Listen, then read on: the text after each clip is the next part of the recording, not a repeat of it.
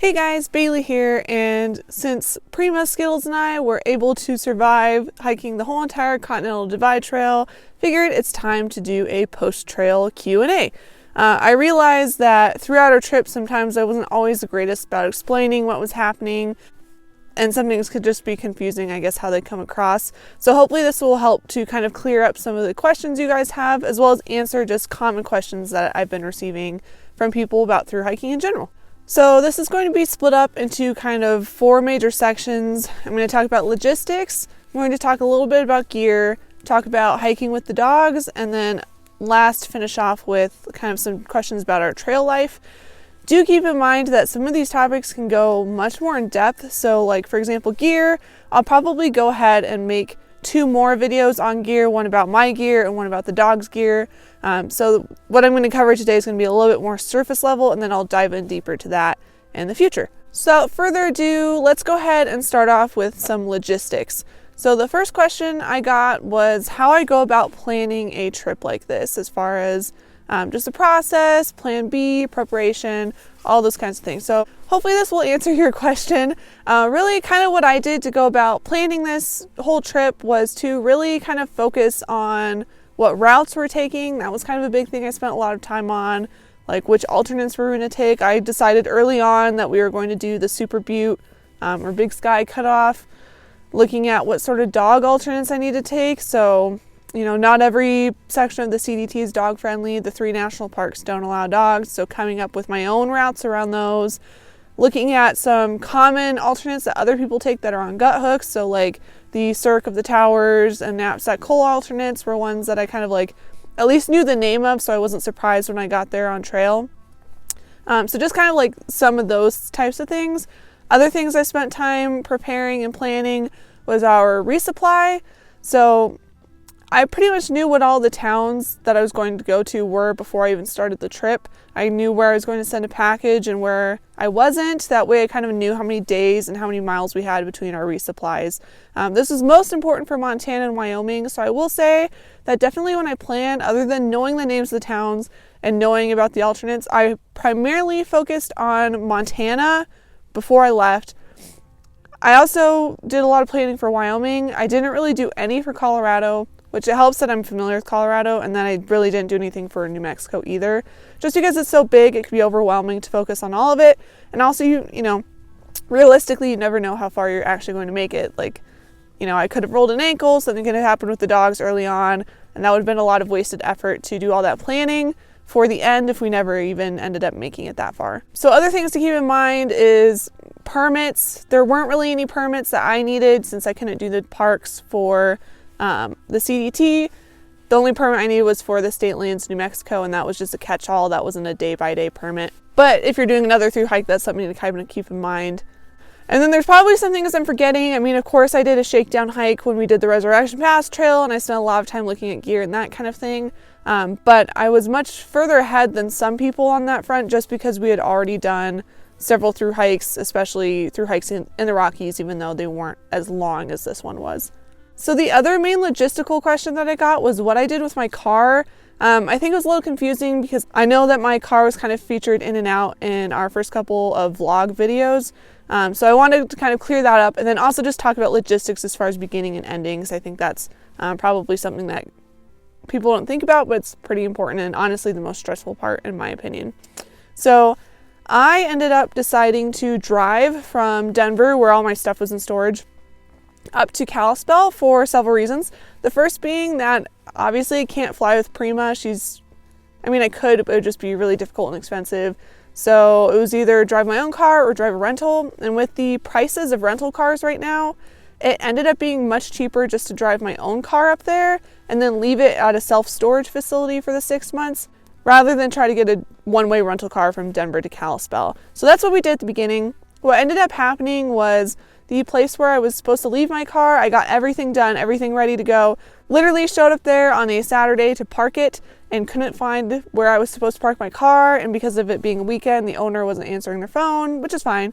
So I ended up having to pivot a little bit and I parked the car at the Apgar Visitor Center in Glacier National Park, hitched with the dogs to the Canadian border, spent 4 days hiking back to the car, And then it worked out because I decided at that point to make some gear changes. So we had the car while I did gear changes. We did a slack pack one day, and then I was able to leave the car, hitch back to where we left off with the dogs, and then we hiked on there without the car for the rest of the trip.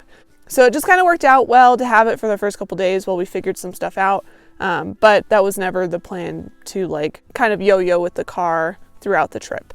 Now that meant at the end of the trip that I had to get back to the car, right? So that's always kind of a stressful thing for thru hikers, I think, and kind of an inconvenience with those one-way hikes. So at the very end, when we finished at the Mexican border, I ended up deciding just to pay for a shuttle driver to pick us up and drive us back to Lordsburg. From Lordsburg, I had an aunt and uncle that volunteered to come pick us up. So they came and picked us up, drove us back to Denver, which is where they live. They also volunteered to watch the dogs, so the dogs stayed with them while I flew from Denver to Kalispell, got the car, and then drove back to Denver to get the dogs. So a little bit of a headache. Obviously, it would be much easier if you don't have dogs, or if you just have a small dog. Like if I only had Skittles, then I could fly or take the Amtrak. I would have a lot more options. So that's just kind of a trade-off and something that makes that a little bit more complicated. So the next topic is gear. The first question I got about gear was how heavy my pack was, and before I dive really deep into this, just keep in mind that this definitely is variable and a lot of these are just estimates. I have a base weight from when we first left, but things changed a lot, especially as the seasons change. I definitely added gear as things got a lot colder in Colorado and New Mexico, so that really is going to impact. And then the amount of water and food that we had to carry definitely makes a big difference too. So when we left Kalispell after making a whole bunch of gear changes at the beginning, my pack came in about 19 pounds. So that was after starting the first couple days from the border. I originally had my Gregory pack. I had my freestanding Big Agnes tent and a whole bunch of luxury items, including some filming gear that I ended up deciding after like about a day of walking that there was no way I was going to carry that all to Mexico. I ended up switching back to my Hyperlight mountain gear backpack and getting a trekking pole tent and getting rid of a whole bunch of things to lighten up the load, and that made a huge difference. I did collect things as we went, so got Prima's pack and Butte. She never ended up carrying it. I just used it for extra storage as we went. You know, collected different booties, different foot care things for the dogs. As it got colder, I got my stove sent back in Steamboat, got coats for the dogs in Steamboat, got a little lamp and a little mug when we were in Dillon just to make things a little bit nicer with it being colder and shorter days. And I'm sure I collected other things on and off. I carried lots of ridiculous things, lots of heavy books, all sorts of weird things. I'm guessing my pack was much heavier at the end, probably at least 25 pounds base weight, so no food or water, possibly more, but it's hard to know. Before I make our final gear video, I'll try to weigh everything and come up with a more exact, but that's kind of an estimate for you guys to kind of have an idea. Of course, with water, I had a capacity of up to 8 liters, and there were times where I carried 6 liters pretty frequently. 8 was more rare. That gets pretty heavy. 8 days of food was our maximum that I carried, and that was from Pie Town to Doc Campbell's, and then I also did an 8-day carry from Helena to Butte. So usually it was more like 4 to 6 days of food at one time for me and the dogs. So I would assume that the heaviest my pack ever was probably 55 pounds. Probably somewhere between 30 to 50 pounds on average would be my guess. So another question I got was what equipment did I dump or keep, and what things would I continue to use on future thru hikes? I'm not, again, going to dive super deep into this because I'll talk about this more in another video, but definitely my current Hyperlight Mountain Gear backpack has about 4,000 miles on it. Its seams are looking pretty sad. I told it just had to make it to Mexico, and it did. So I'll probably replace that with another Hyperlight Mountain Gear Southwest backpack, but I'll probably get the next size up. The one I currently have, I won in a raffle giveaway, so I didn't get to choose the size, but definitely I am sure you guys noticed that I stick a lot of stuff on the outside of my pack. I'd like to get at least the next size up, if not the 4400 size, so to kind of minimize all that mesh stretching. Really happy with my tent. Wish it was a little bit better cut. When I got the zipper fixed and I got the loner green tent, I noticed that it was just a little bit more taut all the way around the tent. So I'll keep mine for now, but if I can pick up the same model or a similar model, but maybe a little bit better, I think I'll go that route. Still happy with my solar panel, want to get another one because that died. I think the biggest thing was that I switched to a quilt for the first time this year, and I was really happy with it. It was a 20-degree quilt, much more packable and easier to stuff in my backpack. But I definitely noticed that when it got colder, especially southern Colorado and northern New Mexico, that with Skittles sleeping inside of my quilt, it got kind of drafty just because it was hard to keep it tucked in, especially sharing with a dog. So I think I would switch back to a higher end sleeping bag, not my old one, for like fall or shoulder season going forward. Other quick things, I tried out the Nemo Switchback sleeping pad. I think I like the Z-Lite Soul sleeping pad better, so I think I'll switch back to that in the future. It just seems to not wear out as fast. I'm really happy with the dog's Herta rain blocker coats. Those worked super well. Would definitely use those going forward. Not as happy with the Herta warm-ups. I think I would switch to just like a generic Target type sweater, or maybe try a different one from them as far as sleeping and keeping the dogs warm at night. So that's all I'm going to talk about for gear for now. If you have really specific gear questions though, definitely let me know in the comments. That way I can address those in our gear videos upcoming. So let's go ahead and talk about some dog specific questions real quick. So the first couple questions I got was all about food, as far as how I resupplied food, gastrointestinal issues with the food, keeping weight on the dogs. Those are all pretty frequent questions I've gotten. So for resupplying, my strategy was that I made boxes for most of Montana before we left. I also cached some food in Montana and Wyoming just to kind of shorten and make things a little bit easier while we were still getting our trail legs, and then did not do that for Colorado or New Mexico. And I do have a video on caching if you want to know more about that. I talk about everything that goes into that. But where I did not cache or send myself boxes, what I did once those boxes ran out is basically tried my best to time buying more dog food with being in a larger town.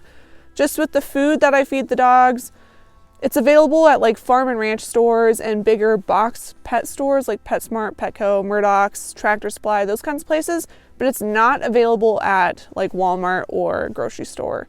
So if I was in a bigger town like Butte is a good example, Rollins, Salida, they all had those types of stores, and I was able to just go buy a big bag, separate it out into smaller quart-sized bags, and then mail all of that food to myself for the next several towns down trail that were smaller towns. And then I wouldn't have to worry about it for a couple weeks.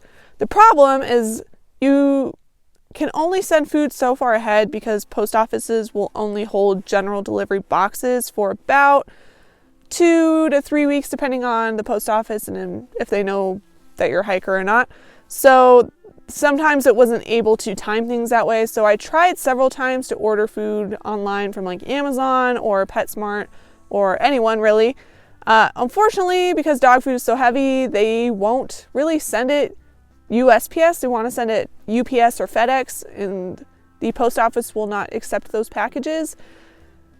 So that ended up being a problem. Sometimes it worked out. I was able to catch them and just pay a really large shipping charge at one post office. Another one, I was able to find a comparable high-calorie sport dog food in town that was in Cuba, and just feed that for the next couple weeks. And then what I ended up doing towards the end of the trail was just buying smaller bags, like a 6-pound bag or 2, and having it sent to like a hostel or a trail angel that would hold that for me, and then I could get it and use the food from there. So that's still something I need to figure out kind of going forward long term, because that was definitely annoying, was trying to get food in those smaller towns. Just that was definitely kind of a headache sometimes. I did feed several different kinds. We started out with Inukshuk. Because of the distribution problems and it being a Canadian brand, it ended up being kind of a headache trying to get that. So I switched back to the Purina Pro Plan Sport, which is what the dogs normally eat. They actually gained weight on the Inukshuk, so that's part of also why I switched back to the Pro Plan, was I didn't feel as nervous about them losing weight, and they did fine on the weight front the whole entire trip. And then we used the Victor High Pro in Cuba and a couple towns in New Mexico when we couldn't get our food. They seemed to do fine on all of the dog foods. They never really lost a lot of weight. There was a couple times where they got a little skinny, but that's pretty normal. I feed them based off their body condition score, not like a specific amount. So then basically when they would just like lower weight a little bit, I would just up their food, and they did just fine on those. As far as GI issues or like upset stomachs, both my dogs historically have had very strong stomachs. They don't tend to have issues switching food, even going cold turkey from one to the other, and they were the same on this trip. I did spend more time trying to get them used to the Inukshuk before we started using that because it is so high in fat. Had a little bit of loose stools, but they did fine, nothing crazy. And same when we had to switch from the Pro Plan to the Victor, a little loose stools for like a couple days, and then they were fine after that. So obviously that's going to be dog dependent. Some dogs don't do as well switching foods as others do, so keep that in mind. So another really common question that I've gotten quite a bit is why the dogs don't wear packs or why I carried everything for them. This is something that I addressed in my pre-planning video that you can definitely check out if you want, but I'll go through it again real quick. And basically the main thing is with Skittles, she is so small that she can only carry about a pound, maybe a pound and a half of gear. And with her size, it would be very difficult to find a properly or appropriately fitting pack for her. And if I did find one, it would probably have to be custom, like ground bird gear, so it'd be very expensive. So to me, between the cost, the sizing, and how much she can carry, it's just not worth it. I think she would do well with the pack. It's just she's so small, it doesn't really add that much weight to my pack anyways. Prima is a different story.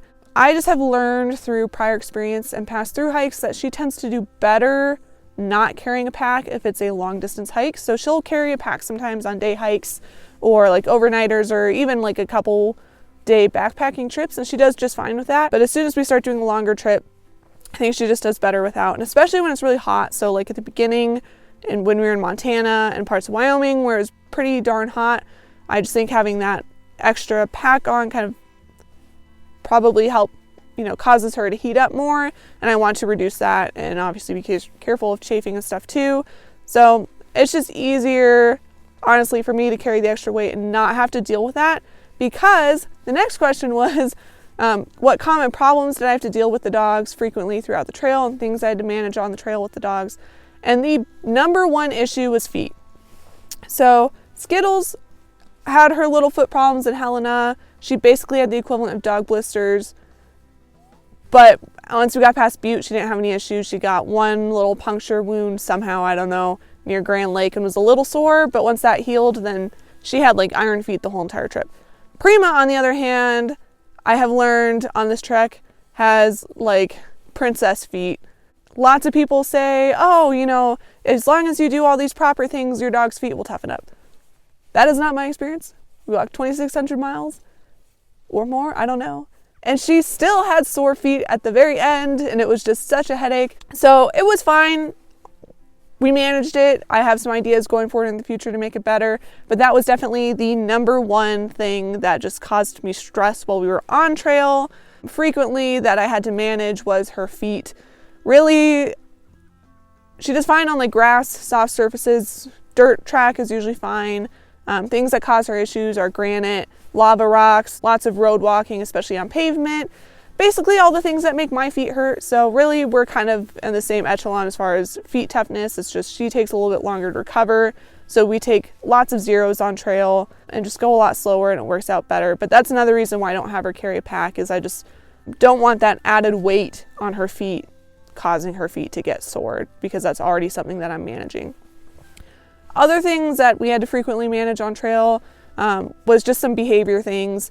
Both my dogs are pretty used to traveling, but of course there's some things that are just different in general. Skittles is a little bit of an alarm barker, so just working with her on that, and then not begging because she really likes food and she's really cute and people like to give her food, so just being aware of that. With Prima, because she's already a very suspicious dog as far as new situations, new people, that kind of thing, she became much more protective on trail. That wasn't surprising to me. I knew that was probably going to be the case going forward and going into it.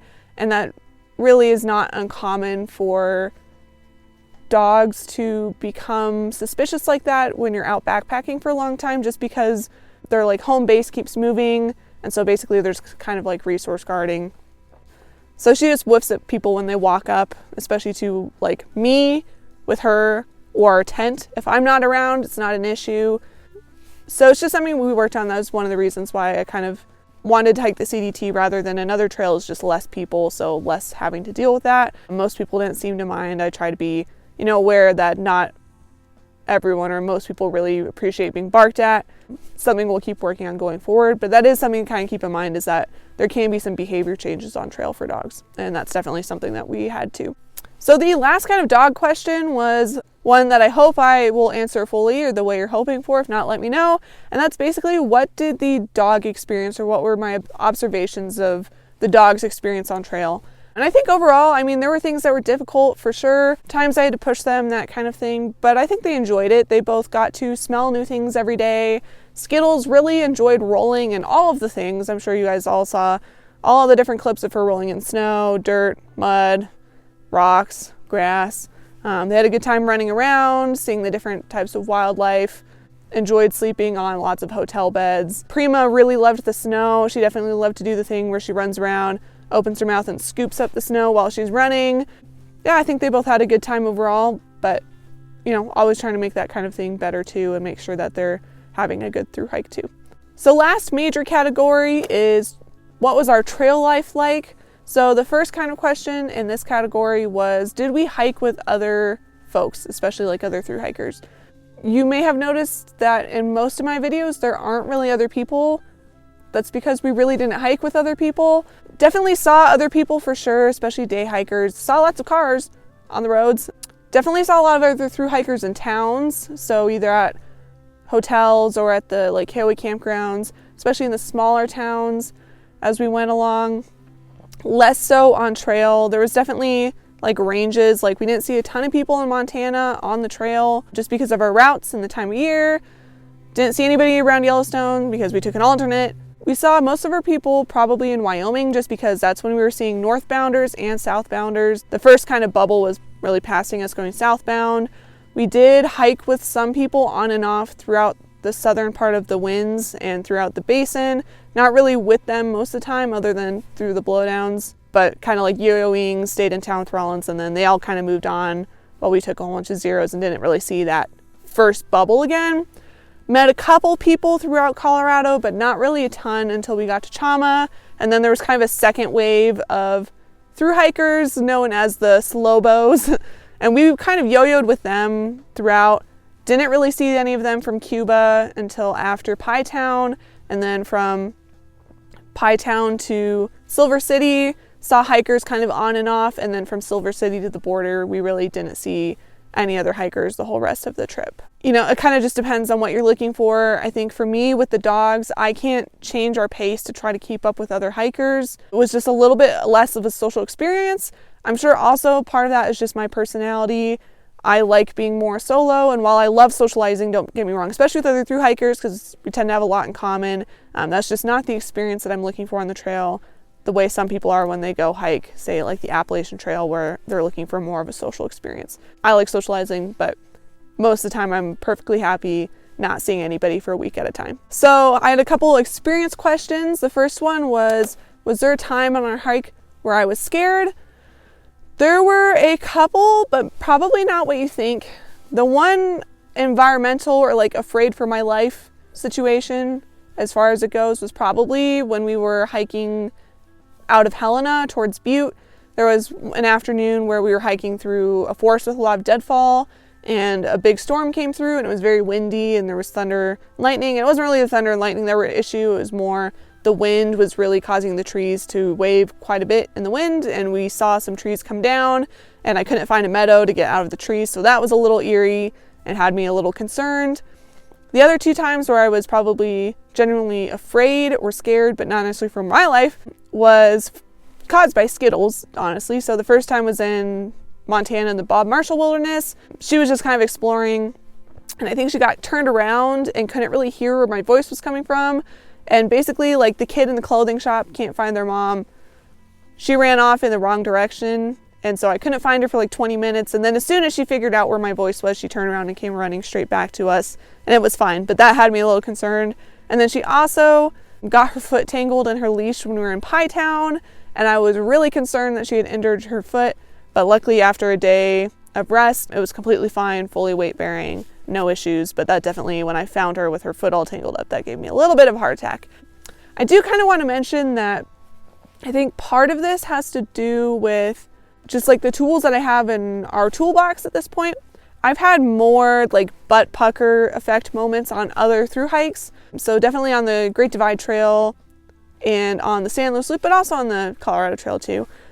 And I think I've learned from those moments about how to be a bit more safe and not put myself in some of those situations, but also just how to handle those situations better and feel comfortable in those situations. So like, we definitely had some sketchy river crossings in Canada that made me nervous. And last year on the San Luis Loop, some of our snow crossings in the San Juans were definitely a little, one of those things you don't tell your parents about until a long time after. I'll just say that. So between that and choosing not to hike through the San Juans this year made a big difference. And then also just being more comfortable scrambling and stuff. I mean, we did some hard alternates like Knapsack Col and the James Peak Skyline Traverse that had more class 2 plus with some class 3 moves on them. And we were fine because we've done stuff that's similar. We've worked up to that point, so I felt comfortable doing it and never felt really all that scary, and it was fine. But then I knew that when we got to the top of Grays, that the weather conditions were not ideal. We could have done it, but it would have been really sketchy and probably nerve-wracking. So then, you know, I used my experience to make the decision not to hike over to Mount Edwards, to just drop off the back of Grays and just not put myself in a bad situation. So I think that's part of it too at this point. Another question along those lines I got was, what was our funniest moment on trail? And I feel really bad because I'm sure there was something that was really funny, and I've been having a hard time coming up with what it was. There were a lot of things that made me chuckle and laugh to myself, especially reading gut hook comments in my tent at night since I was alone a lot of the time, finding random things on trails, random sculptures, random signs that I thought were really funny. I would just kind of chuckle or laugh sometimes. I think because I hiked alone or just with the dogs so much, that kind of took away some of those opportunities for really funny moments, because there was nobody to like watch me do dumb things. There was no one for me to watch do dumb things. The dogs did funny things, I'm sure, but I just can't quite think of what it was. I'm sure they slipped and fell into the water at some point or something like that. But yeah, mostly the gut hook comments and mostly the funny signs we found along the way along the trail. And then the last one I got along those lines was weirdest moments on trail. And I think really there wasn't a lot other than because of our pace. There was times I expected never to see specific hikers ever again, and then they would turn up again like 500 miles down the trail, and I was like, wait, what? I wasn't expecting to see you again. So that happened a couple times. That would probably just be the weirdest things we saw. And we're also asked how many 0 days we took. So 0 is basically just like a 0 mileage day or a day off. And I counted, and it was definitely over 30 days off. So it took us just shy of 6 months total. We started June 12th, ended December 7th. Took about 32 or 33, I think, zeros, a lot of short days. Really tried to just enjoy our trip, especially once we knew that we were past the snow and past that kind of danger and into New Mexico. Then we definitely slowed down and just tried to enjoy the rest of our trek. So what's up next? I've definitely gotten asked that a lot. I really don't know at this point. Of course I have ideas, but money doesn't grow on trees, and being alive is not cheap. So yeah, so I would like to hike the Four Corners Loop at some point in the next year or two. That is a newly pioneered route that's about 2,200 miles around, you know, Colorado, Utah, Arizona, New Mexico. Hit some areas that I want to see, hit some of my favorite areas I've hiked in the past. Definitely want to do that while the dogs are still physically able. They're both going to be 9 in May, so you know the clock is kind of ticking down. But again, money is a thing. So we'll see. If that doesn't happen this year, then it would be nice to at least do a shorter through hike, but I really don't know at this point. I'm trying to figure my life out. So if any of you have suggestions, ideas, happen to know a billionaire who would like to make a donation to a wonderful cause, let me know. Yeah, but stay tuned. We'll keep making some more videos about the CDT, going more in depth into some different aspects like gear, the dogs, all that sort of thing, and then just go from there. So if you have any specific questions that I didn't answer, definitely let me know and I'll try to answer the best I can in the comments. If there is a specific video that you would like to see or a concept you would like covered, I can definitely answer that too. But otherwise, thanks for watching, and thank you guys again for all of your support along our trek. It was much appreciated and definitely made it a lot more fun to be out there.